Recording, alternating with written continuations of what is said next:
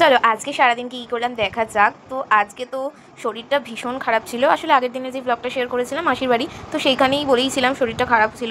তো সেটাই আর কি তার পরের দিন এই ব্লগটা। তো সকালটাই প্রায় শুরু হয়েছিল ওষুধ টষুধ খেয়ে। তো একটুখানি স্যারের হোমওয়ার্ক ছিল, তো সেগুলোই করছিলাম। আর তখন করতে করতে মা ব্রেকফাস্টও দিয়ে দিল ওটস। আর বেশ গরম গরম ওটস খেতে তো বেশ ভালোই লাগছিল। মানে শরীরটা খারাপ হলে দেখবে গরম গরম জিনিস খেতে খুব ভীষণ ভালো লাগে।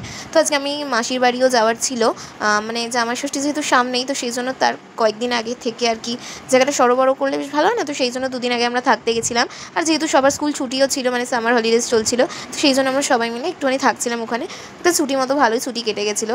তো বোনিও এসেছিলো, ওরও স্কুল ছুটি ছিল বলে। তো তারপর সন্ধ্যাবেলা আমার ফেভারিট জায়গা যেটা বলেইছিলাম, এই ব্যালকানিটা, তো সেখানেই একটু বসেছিলাম আর সবার সাথে একটু গল্প করছিলাম।